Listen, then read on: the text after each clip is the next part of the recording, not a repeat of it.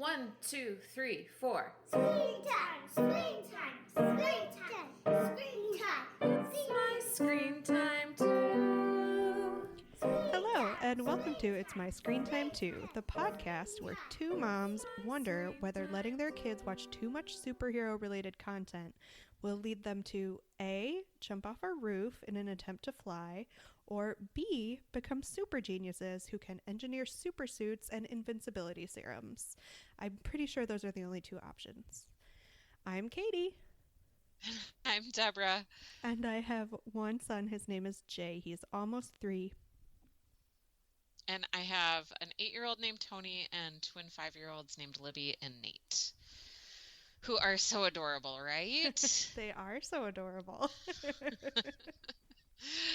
How about Jay? What's he done that's cute lately?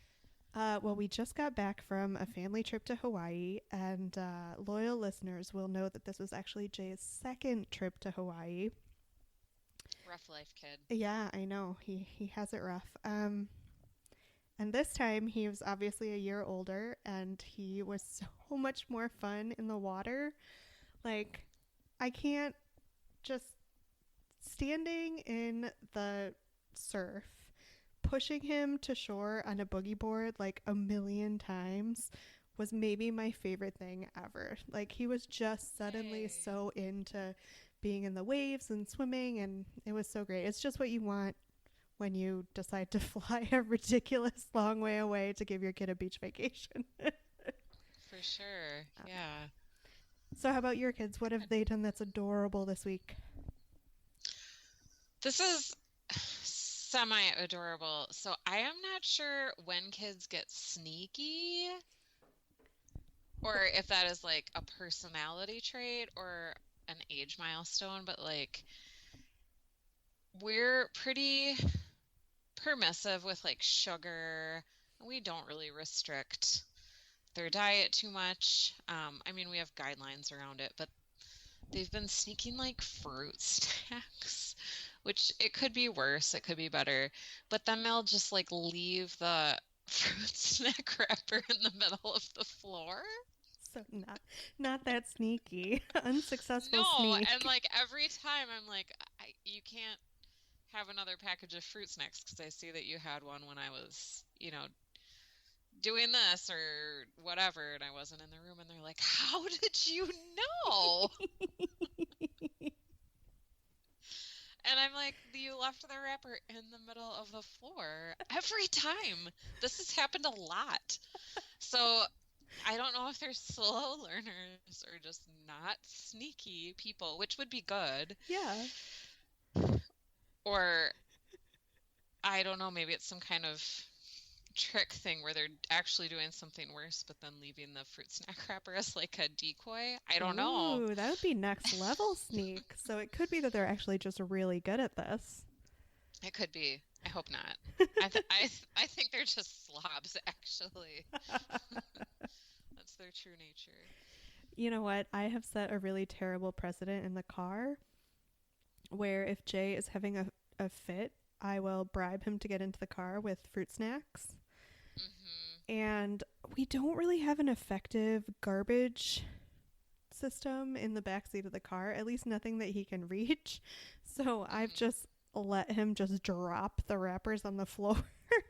So the floor of the backseat of my car looks just like a garbage dump. And he'll do it when he comes inside too, because it takes him a while to realize that the inside of the house is not the car. So he'll be eating something and he'll just throw whatever it is on the floor.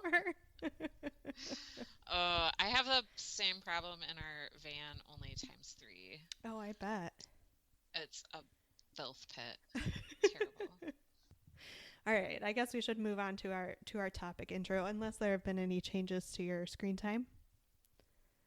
No, although I was going to post something on Facebook asking if other listeners out there are changing their screen time policies for summer break, because summer is upon us, and I'm not sure if we're going to keep it the same, be more lenient.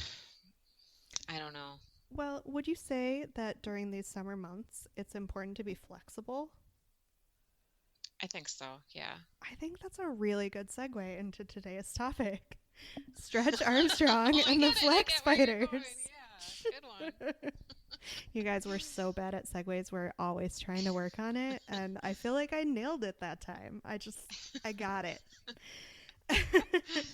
So today we're talking about Stretch Armstrong and the Flex Fighters, specifically their special episode titled Breakout. This is a series on Netflix, and it is based on the Stretch Armstrong toy, which I guess was originally released in 1976, according to Wikipedia. And if you guys remember, it's like this sort of like beefy, muscle-bound blonde guy, and you can stretch his arms and legs a really long way. And that's it. That's all there is to it. So Netflix looked at this toy and thought, I see a TV series in that. So they have a 26-episode first season on Netflix with this one special Breakout. The basic plot of the series, without going too much into the plot of the episode, is that the Flex Fighters are 3 private school students, and they have the ability to stretch their bodies in interesting ways. So one of them is actually Stretch Armstrong, so he's like the human slingshot. And one of them is called, is it Omnimass? I don't know. Oh, shoot. So his feet and fists can get really giant when he wants them to. And then the other one is called Wingspan, and he can like make wings for himself, like flying squirrel wings. So this team of teenage superheroes are funded and given support by this company called Rook Unlimited that essentially owns their whole town. And the company's founder, Jonathan Rook, who serves as kind of a mentor to them. So they use their talents to fight crime, but they don't seem to be very good at it this far, which is kind of a refreshing take on the superhero shtick. The episode we watched today opens with a character called Dr. Cleo explaining that the viewer will have control of various choices the characters make by making selections with your remote control. So, for example, you'll have a choice like, do you choose to run outside to see what the commotion is with the other students, or to answer the call coming in on your superhero goggles? And then you use your remote to toggle between the 2 choices. So that, unsurprisingly, is one of the reasons why we picked it. We were intrigued by the viewer-controlled aspect of the story because I had certainly never seen anything like that before. I don't know about you, Deborah. Yeah, I was intrigued by that also. Yeah.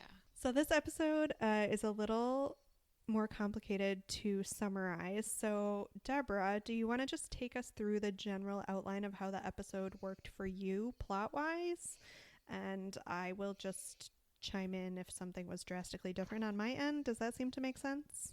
Okay, but first of all, I have to say I watched it. Remember, listeners, I am borrowing my brother's Netflix login, and so we just have it on our TV. We don't have multiple logins. So if you're watching on a TV, you don't get the interactivity. That's not true. I watched it on our TV, and it worked just fine. What? Yeah. What? Oh, do I have a dumb TV? I don't know. I think you just need a remote with like arrow keys on it, right? We have like 5 remotes. Are you sure you weren't using like the remote for the DVD player or something? I don't know. Anyway, I watched it on the TV and then I watched it on the computer. So I think the first choice that we had, the Flex Fighters, no. I know, it's complicated. The episode begins with a bunch of villains in like a villain jail, and then they get let out of jail, all of them. And then it switches to the prep school where the Flex Fighters go, only nobody knows that they're the Flex Fighters. They're just these 3 students. And then like an alarm goes off and they realize that all these villains got let out, and then they have to decide if they're going to go fight the villains right away or if they're going to put on their Flex Fighter uniforms to get their, because they have to use the uniforms to get their superpowers, right? I don't think so. Okay. I think the Or uniforms. it's just a disguise. Yeah. So that was the first choice that we had. So, and I watched it with my kids, so I'm using the plural. So we chose for them to go right outside. But then at some point they decided they did have to suit up. So then they did go get their stuff, which I assume if you chose that, you would just get to that and skip the part where they're fighting multifarious. That's like my favorite villain name ever. What did you decide for that first choice? Here, let me actually see because I wrote them all down, I think. Yes, I chose to get the goggles right away. So we made opposite choices, but again, I don't think it drastically changed our experience of the plot. Right. The next choice I think that we had was whether or not to push multifarious into like the pit of cement. See, did you not? Because the choice I had before that was, do you fight multifarious or do you fight smokestack? And I chose to fight smokestack. So I actually didn't. I don't think we had that choice. See, this is so fun and interesting and complicated. So then I think we ended up in an alley. And I'm talking like we are the flex fighters at this point. And that was the intention, right? So at least there was a little success there. It really gets you more invested in what's happening. Then I think the flex fighters were in an alley and they thought they had escaped something, but then there were like these scorpion bots that attacked them. And then they ended up in, I think that's when they ended up and met up with Dr. Cleo. Okay. Because then they were like in an underground dungeon and they got a call from Dr. Cleo with directions on where to meet her. Oh, okay. And then did they meet up with Dr. Cleo and she was like, we should join forces, and that was just the end? I am not I feel like there was another choice before that. Did the Flex Fighters in your version, did they ever meet up with Rook? No, not in the first version that I watched. I actually watched 2 different versions. But no, they didn't meet up with Rook. So there were a lot of different alleyways to go down plot-wise. Yeah. Did you get to like the Freak Sisters plot where they have to decide whether or not to let them out? Yes. Yeah. Well, that in the second prison? time around, yes. Okay. Yeah, there's a lot. So I'm surprised because I kind of assumed that, like you were saying earlier, every choice you made would kind of cycle you back to ultimately the same segments, maybe in a different order. But it seemed like they really put together a lot of content for this. Did you find the plot interesting? Was it engaging? It was. And I think the fact that when you did get the interactive choice, it like counted down.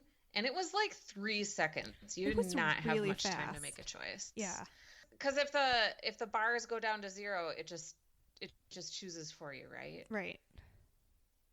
You don't get any time to like pause and contemplate. So it makes it a little bit like a video game where you're like, I gotta push something. So I thought that was fun. So then I was really invested in it. So having watched the episode on the TV, it was really fun to find out the different choices that we could make and like see parts of the episode that we hadn't seen before. Right. So even though I was like, oh my gosh, I have to watch this again, it was really fun. I really enjoyed it. I have to ask if you were watching with all 3 of your kids or just 2? I was, and we worked it out ahead of time, the order in which you could choose. That is what I was going to ask, because the choices were so fast. I was like, I was just watching it with Jay, and half the time it was like, oh, no, we were too slow. There was a lot of like mistaken identity, like the financier of the Flex Fighters is Rook, and he turns out to be evil. Multifarious, he was like a very scary monster villain bot, and he was actually not such a bad guy. No. The whole framing device of the episode was that the Flex Fighters had been wrongly accused of being actual villains, right? Yeah. Where it was actually Rook, their former mentor, who was the villain, which I feel like is a pretty common trope in superhero lore. So what did you think of our superheroes? What do you think about stretchiness as a superpower? I don't know, I guess. I mean, it kind of stacks up equally well with other random superpowers. Yeah, like if you want to be really good at yoga, it's a good superpower to have, but it's not comparable to like turning invisible or scaling a building or flying. I don't know, stretchy as a superpowers. Not the superpower I would choose if I got to choose a superpower, I guess. Yeah, you're right. It's not the most clever of superhero traits, but it is the entire basis of the franchise, I guess. Yeah. Was it weird to you that they kind of replaced the sort of bodybuilder physique of Stretch Armstrong with this very slim teenage skinny jeans wearing character?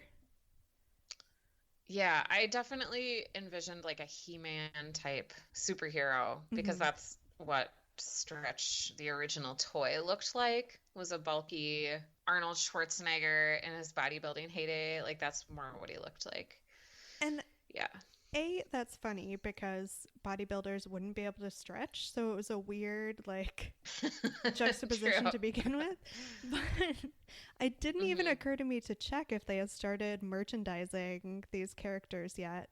Like, are they going to start selling Stretch Armstrongs that look like this other kid now? Maybe if it's successful. I did look up on eBay the original toy, and an original Stretch Armstrong in the package sells for $39.99, which I don't know a lot about the vintage toy market, but that didn't seem like a super high price to me. No.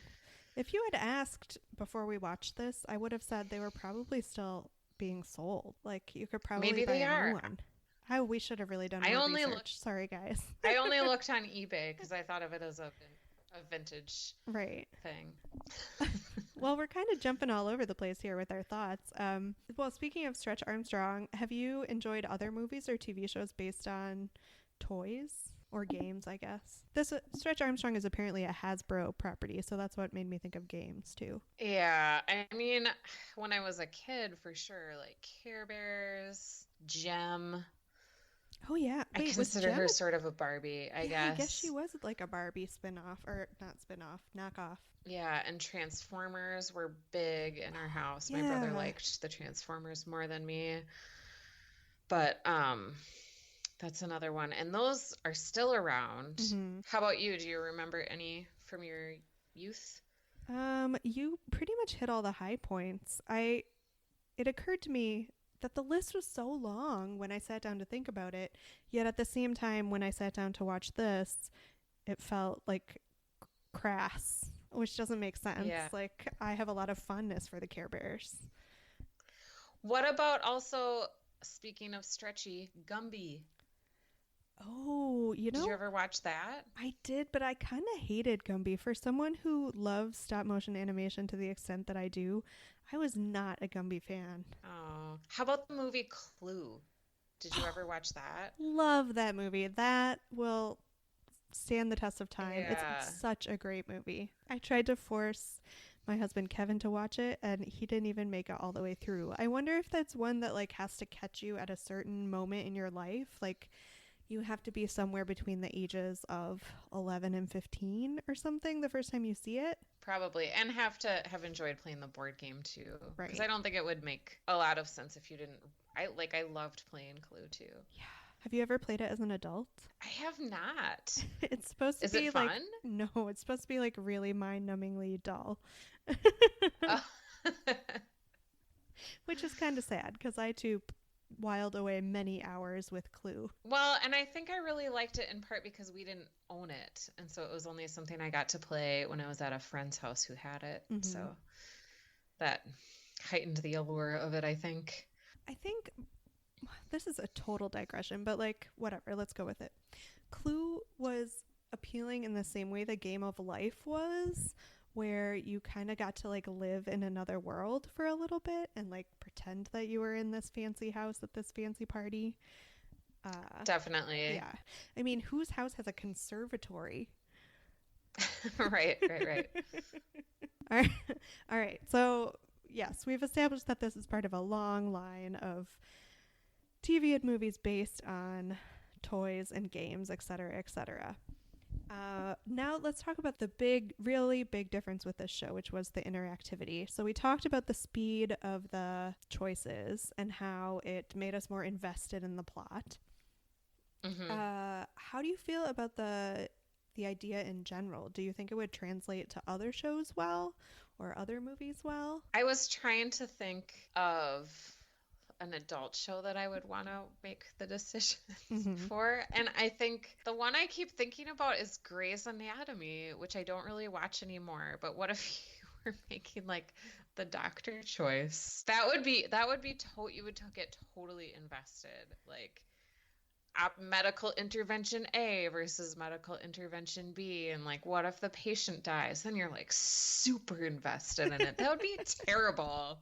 That would be awful. I would not want to watch that, actually. Well, it would also be great in a big ensemble show like that to be able to choose to focus only on the character that you were interested in, you know? And not have to spend all that time farting around with the 80 other characters that you don't care about. Yeah, it might be a good way to watch like a long running show like Grey's Anatomy. And maybe you get to choose who you follow for the next episode. Like, I want to see Christina, and I don't care about George or whatever. Exactly. I did a little bit of reading about this, and apparently in 2014, BBC Three launched an episode of this series called Our World War, which was presumably a historical series. I had never heard of it before.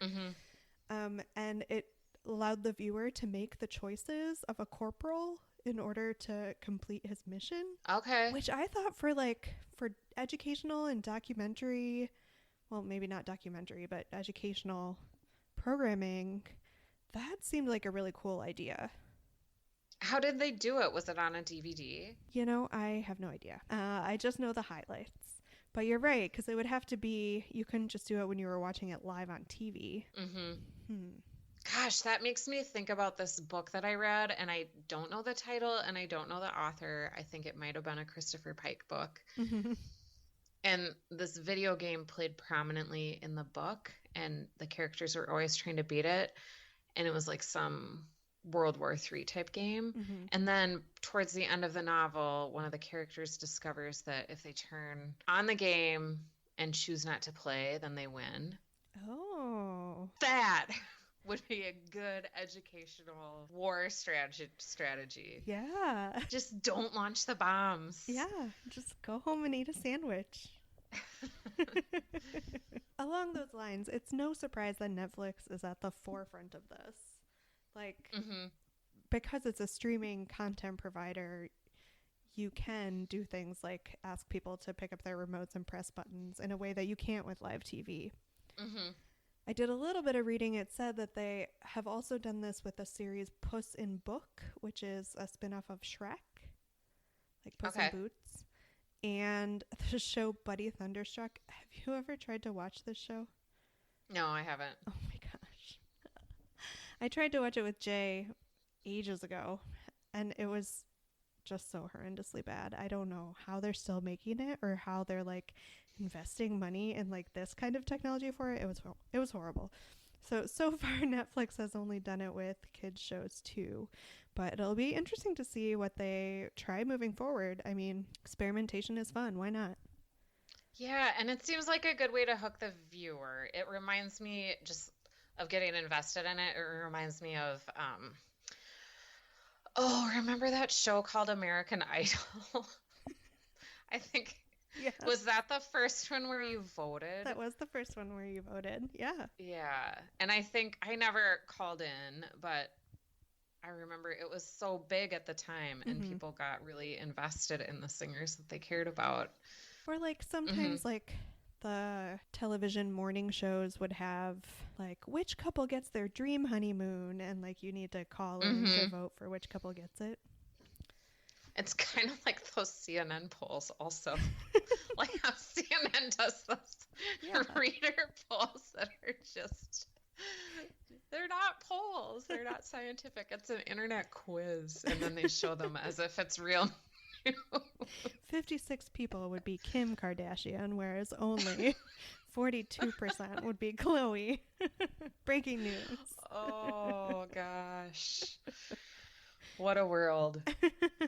So to me, the most obvious comparison that I made immediately upon hearing about the show before I even watched it was to the Choose Your Own Adventure books. Did you read those at all growing up? Yes. Yeah. I did. Did you? Oh, yes. I loved them so Did you like them? much. Yes. They seemed so special because we got them so rarely. This was like in the days before Amazon and like easy access to any book title you could ever want. So I feel like the, oh gosh, what was that big mall bookstore chain? Was it like Walden Books or something? Whatever. I feel like the bookstore in our Dalton? mall only ever had maybe one or two. They never had like a whole big set. So it always felt so exciting when there was a new one and I got to read a new one. And it maintained that mystique until I aged out, I guess. Yeah, we had a cabin in northern Minnesota when I was a kid that was a little remote, not super remote, but there were like 5 to 10 choose your own adventure books there, and that's the only place I would read them. And I definitely went through every single possible scenario or path. Like every single one. But it did take a long time to get bored with them. Yeah. Because there were a lot of possibilities. Yeah, they were great. I really liked the historical ones, like about ancient Egypt, or like, I think there was one about escaping Pompeii. It should be no surprise to you that I liked the historical ones at this point. Right. So I guess we should maybe circle back around to talking about Stretch Armstrong and the Flex Fighters. Did you have any thoughts about the animation style? I thought it was a little weird, and maybe it was just stylized, but it seemed a little slow, or like there was a lag to it. And I wasn't sure if that was on purpose or if it was a result of the interactivity. It seemed a little choppy sometimes in the transitions. I don't know. What did you think? Yeah, to me it was just very like workaday animation. Maybe even bordering on sloppy, which might be the leg that you were picking up on. Just they didn't care so much about the look of it. Yeah, like it was meant to look like hand-drawn animation, but I assume it was computer generated. Yeah. Yeah. So I was not impressed by the animation. Yeah. What about the cast though? Did you recognize anyone in the cast? So Dr. Cleo was Kate Mulgrew. Where do I know that name She plays from? Red on Orange is the New Black. She plays like the Russian kitchen boss. I don't watch Oh, that you show. haven't seen it? Yeah. Oh, okay. So I recognized her voice, but she didn't have a Russian accent. So that was what I recognized. What did you think about the cast? So I didn't recognize anyone's voice off the bat, but I did poke around a little bit on IMDb and discovered that the guy who voices Wingspan, which is the flex fighter who can fly, is Stephen Yeun from The Walking Dead. He played Glenn. And weirdly, Will Wheaton does the voice of Jonathan Rook. Do you know who Will Wheaton is? That is a weird one. I also like that Stephen Yeun is in it because loved Glenn. Yes. Oh. Yeah. I'm I glad loved he's him doing so something. much. I stopped watching The Walking Dead when Glenn died. So did many people. Spoiler for The Walking Dead like 3 seasons ago, guys. Or 2 seasons ago, I don't know. And then also somewhere in there, and I didn't recognize the character's name because we haven't watched a ton of this show, and at least when I watched it the first time around, my episode was really short. But Felicia Day also does a voice. So here you have Will Wheaton and Felicia Day, who are like nerd royalty, showing up in this show. It's some serious nerd cred. This is a complete tangent, but would you ever go to Comic-Con as a fan? Would that be your kind of thing? It would be if not for the fact that I don't really love crowds and I don't really love waiting in lines. And I feel like Right. that's kind of all Comic-Con is now. Yeah. But maybe I would happily go to like a smaller con. Mm-hmm. Or like an author signing at a bookstore. Yes, that would be preferable. Well, I mean, I do love dressing up in costumes, so in theory, Comic-Con would be right up my street, but I don't know. I don't feel like waiting in lines for things. I don't like waiting in line for things and then still having to stand in back and not being able to see things. I'm too old for that. Mm-hmm. I don't know. Would you ever go? No, not my thing at all. But I read about it every year when it happens. Yeah. I guess that's a thing like Burning Man. Like I like to read about it, but I have no interest in actually going to it. Oh, God bless you for comparing Comic-Con to Burning Man. So, should we move on to our evergreen questions? Do you have any other thoughts specific to the plot? I feel like we did some disservice to the plot, but I think our enthusiasm in talking about it means that like the concept in general really intrigued us. So many possibilities. Yeah. It was awesome. I did try to find out what other people thought, and there were quite a few little blurbs about it on like Gizmodo, like when the episode debuted on Netflix, but I couldn't really find any reviews of it. So I'm still curious about what other people think besides us, but I thought it was great. Do you feel like that's pretty common with kids shows? Like, I don't think, well, there's Common Sense Media, which isn't really a fun way to read reviews. Yeah, I mean, you don't really have Vulture and The Hollywood Reporter doing reviews of the new kids shows. Right. Which in our we case would is be good at that if anybody is looking for someone to review kids shows. We would be awesome at it. We're kind of experts, guys. I don't know if you knew. We've been doing this for a while. So we already kind of talked a little bit about what adult movie or TV show this compares to for us.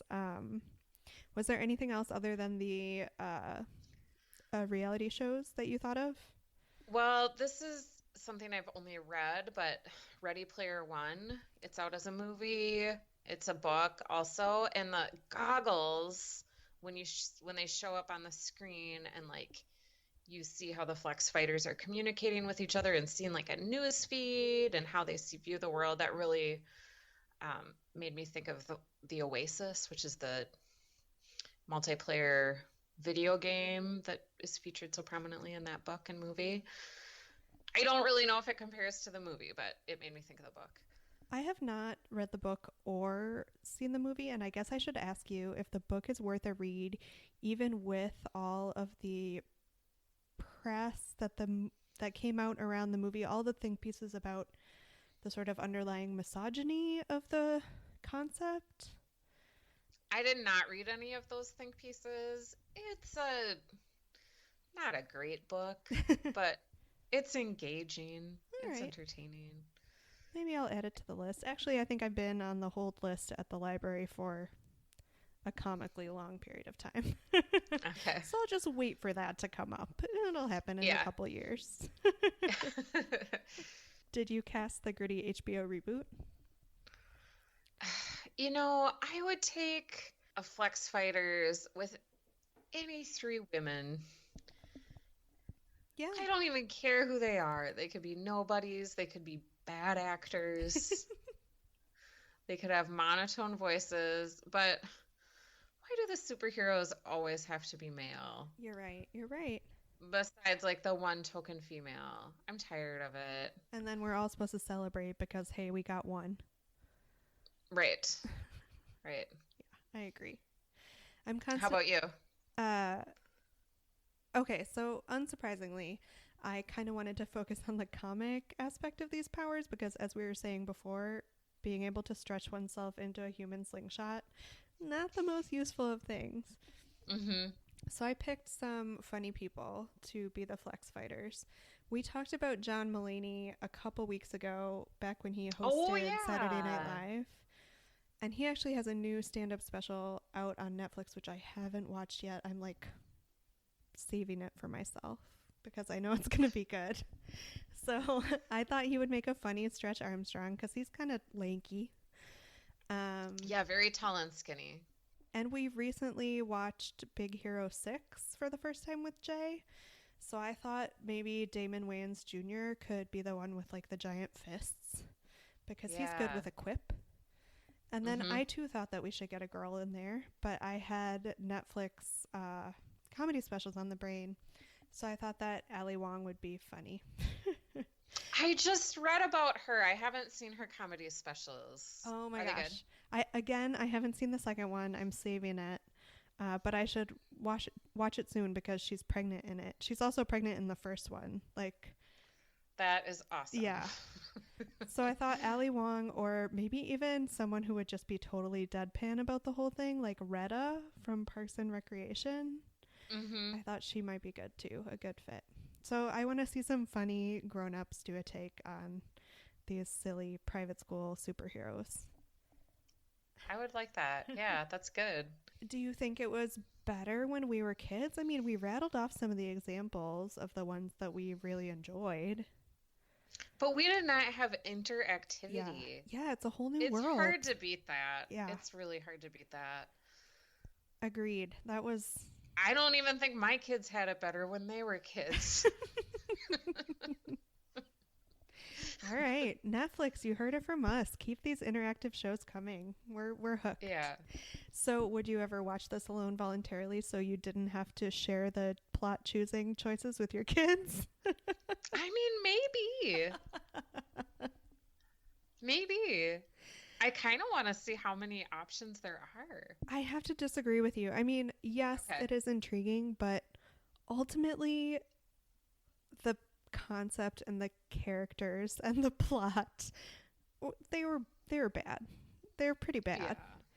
So Yeah. maybe I would watch something else in the same vein as far as having the interactive elements, but I don't know that I would watch this alone. Yeah, I have a note that I haven't commented on, and I just was thinking that the Flex Fighters, it feels sort of like a generic superhero scenario. Like they had this script, and then they just filled in like the names and the powers and the plot points like a Mad Libs. Like You're they kind had, of right. It could be anything. it was, yeah. So should we do 10 seconds on whether this is good for our kids? Boy, if you're watching with multiple kids, work it out beforehand who gets to make the choices. And then it's not so bad, I think. Yeah. I watched this one with Jay, like I said, and he was really into it. Now we'll just be watching something else, like a normal television show, and he'll turn to me and be like, "What should we do, Mommy?" Oh, that's so cute. And I'll be like, "We don't have an option. The future isn't Funny. here yet." Ratings? Oh boy. For the interactivity, I would give it a 5 because it's super cool. For the show, on its merits alone, 2. Yeah, it's really hard to come down in the middle. I think, yeah. Can we give it 2 separate numbers? Sure. I mean, we own this rating system. It's trademarked Yeah. by us, so we can do whatever we want. I agree with you. A 5 on the interactivity. I would even go lower, like a 1 on everything else about it. I mean, the voice cast, okay, maybe a 2. Okay. So 2 for the show, 5 for the cool interactivity features. I like it. Thanks for listening to this episode of It's My Screen Time Too. Please rate and review us on Apple Podcasts or wherever you get your podcasts. You can find us on Facebook to continue the conversation. We're at facebook.com/myscreentime2. You can tweet us with show or movie suggestions or general comments at myscreentime2. And we're on email at myscreentime2@gmail.com. Our theme music was composed and performed by me, Deborah, and my adorable children. And our podcast is produced by Katie. Tune in next time for more real talk about the movies and TV beloved by kids and tolerated by parents. Bye. Bye. My screen time too.